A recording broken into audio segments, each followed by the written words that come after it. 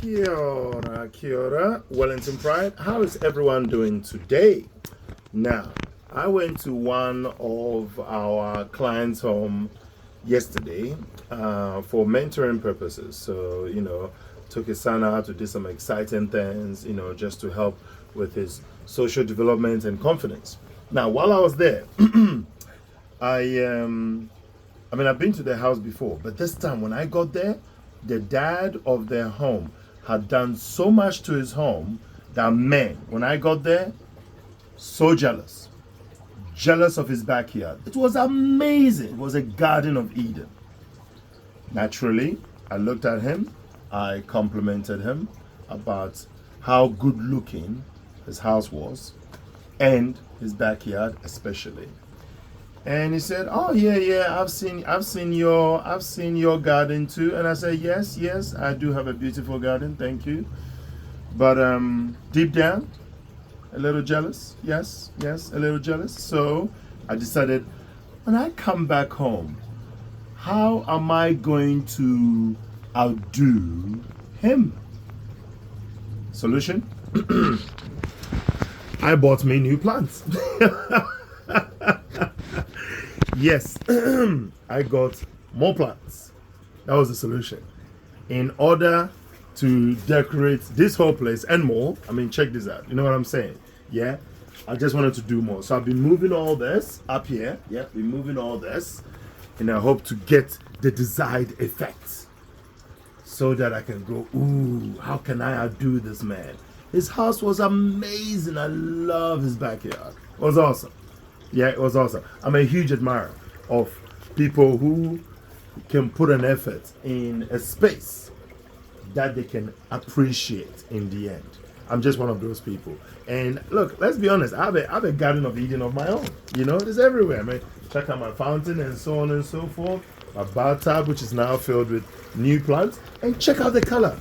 Look at the colors. Oh,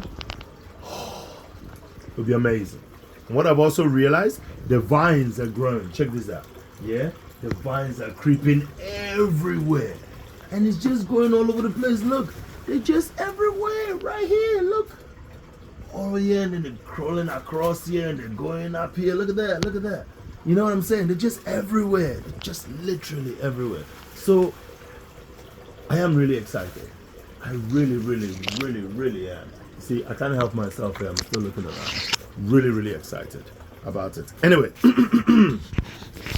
I believe I've distracted you guys enough. I'm sorry for that. Yeah, I'm really sorry. I've been thinking about this when I went to our client's home. He has one of the most beautiful backyard, and he did it all up himself. The man is a handyman. You know what I'm saying?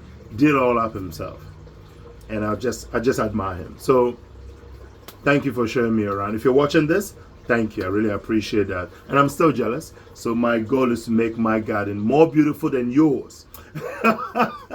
Anyway, kia ora. How's everyone doing today? So, working on the basis of Pride Lands as a village, I thought I'd move into before school, after school, holiday programs. Yeah? Before school, after school, holiday programs. In my experience, when I came to New Zealand in 2004, in my first 2 years here, I noticed something. And I'm sure you are all aware of this, yeah? I noticed something. I noticed that the Oscar programs, aka before school, after school, holiday program, was in fact, originally designed for working parents, so that parents can go to work without the concern of their children's safety, whereabouts, well-being, and so on and so forth. Yeah, so naturally it was designed for the parents, not so much for the child. Now I'll tell you why I felt that was the case, because when I came in 2004, I worked here for many other organizations. Yeah, many other organizations as a supervisor, as a club manager, as an activities coordinator. And one of the things I noticed is that people were just doing whatever. Literally, there was no structured activities, there was no life skills, there was no social development. It was boring, terribly boring. And You can see why the children were just bored. Many of them were so bored. They literally were bullying other children because they have nothing to do. So they bully. Many, obviously, who were labeled, behavioral issues. I call it challenges. Yeah, behavioral issues. Well, they don't have behavioral issues. If they had something to do, they will not be doing the things they're doing. They're children. They need to be preoccupied with constructive things, activities, social engagement, social development, interaction, and the TV thing gets me all the time. Why would any childcare have TV in the program? For what? Especially TV, Monday to Friday. Honestly, you know what I mean? Why would any parents pay a childcare service just to have their children sat in front of a TV? That part, really, yeah. You can already tell. Like even now, people still do it. People don't have a sense of care for other people's children. I'm sorry. Many of the parents already know this. Come on, you know it. You all do. You've seen it. Many of you do it. You don't really care for other people's children the way you should. So, when it comes to Pridelands, before school care, we have, cooking program, we have structured activities, and then whatever the children prepare, we get them to pack the rest and add it to the lunch box and take to school. So that if lunch is not enough, or they consume all of them during morning tea, then they have more food to eat during lunchtime. Excellent. And of course, fitness program as well. Get them exercising. Keep them awake. Yeah, ready for school. Yeah, all buzzed up, ready to go. You know what I'm saying? Also, for after school care, structured social development. Life skills included, cooking program, and my favorite, our social development trips. So basically, in order to convince and encourage our children to love going to school, we needed to show them what other job opportunities are there. Not just being a doctor and a lawyer, but to show them that if you go to school, you can be anything you want and successful at it. So every Wednesdays, except for the first Wednesday of the month, we take our children to go and meet one business at a time, different businesses. Yeah. So they've been to Wellington Airport to learn about how the airport runs, Wellington Hospital to learn about how hospitals operate, the fire department to learn about what it means to be a fireman or a firewoman, the New Zealand police, a hairdresser, an artist, photography, like you saw just recently. We've done so much, and the children have been able to connect what it takes to one day grow up to be whatever you want to be by going to school and then connecting school with possible future opportunities when it comes to work or jobs. This way, our children at Pridelands can be excited about life. You know what I mean? Can go, ooh, I love to be an artist. Ooh, I like to be a hairdresser. Ooh, I like to be a photographer, what do you call it, a cinematographer. I would love to be a manager. I love to be a corporate, business person. I love to be in real estate. You know what I'm saying? So when introducing them to all these things makes a difference. You're probably thinking, well, has it? Oh, yes. Some of our children have work experience, especially our interns, yeah? Some of our children, some of our interns have been able to secure a job. Oh, yeah? Yeah. So some of our interns got a job at the age 14. How many of you got a job at the age 14? Precisely. You did it. But some of our interns have real jobs at the age 14, have done work experience, are doing volunteer work. They're enhancing themselves thanks to our social development trips, which has created multiple opportunities so that they can have a look around, see how they can connect their education to that job opportunity, and so on.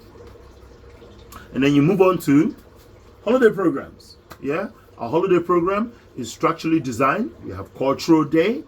We We have our social development trips. We have our overnight sleepover, which is in a sense a respite program. So we'll put that one aside. And my favorite one is, of course, we have Pride Fair. And Pride Fair is all about teaching money management, how to be savvy with money. Thanks to our sponsors who are on our website as well. By all means, check it out. Who have supported such initiative to change the lives of these young people. Yeah. The use of our Pride dollars. Yeah. Our fake money. And children trading. Yeah. Real goods. Goods for goods. And then they go into the auction and to be able to bid for things. But don't forget, for those who run tech stores or have sugar elements in their store, they get charged 50% tax. And then that 50% is rebated to stores that have come up with a lot more cleverer ideas in terms of how to run a store. And, you know, it's designed to educate them about sugar consumption, and I guess the downside when it comes to using too much technology. Some of our children are more than happy to pay the tax, because for those who are, you know, who are business savvy, more than happy to pay the tax, and they can recoup the money through their sales and so on. Man, I think many of our children at Pride Lands have literally, at their age, have outdone many adults currently in our society. No, literally, I kid you not. Yeah, many of them are already smart, they're business savvy, they know about money, they know about currency, they know how to trade, they have the confidence to communicate and so on. These are the lessons we teach our Pride Lands. We motivate, we cultivate, we encourage within our children so that they have the confidence to learn how to communicate, to learn how to collaborate, to understand the value of money, the value of their, their own value, the value of society, and how to navigate and do well. But bear in mind, all these children in our programs are a combination of neurotypicals and neurodivergents, including young people who are nonverbal. Yeah? So in that space, we have a mix of all these young people between the age 4 to 17, neurodivergents and neurotypicals, all mixed in. Now that is a true success of a program, a structured program. Because when you have a program where you separate children into age group, they learn nothing from each other. Nothing. Especially if they don't learn anything from you, the adults. Because you sit in front of the TV all day. Yeah? And then all of a sudden you break them up again into little groups, and then the big ones and the little ones. Doesn't work. And then I think the one that gets me the most is the ones who separate young people into neurodivergents and to neurotypicals. No. It is wrong. In our Pride Lands, we don't separate them. We bring them together. And they succeed together. We always have. So, when it comes to Pride Lands as a village, these 3 core services of ours, before school, after school, holiday program, has especially transformed the lives of young people and has brought them together to learn not just from us as mentors, but from each other as well. Thank you very much, ladies and gentlemen. Enjoy your afternoon. See you around. Bye.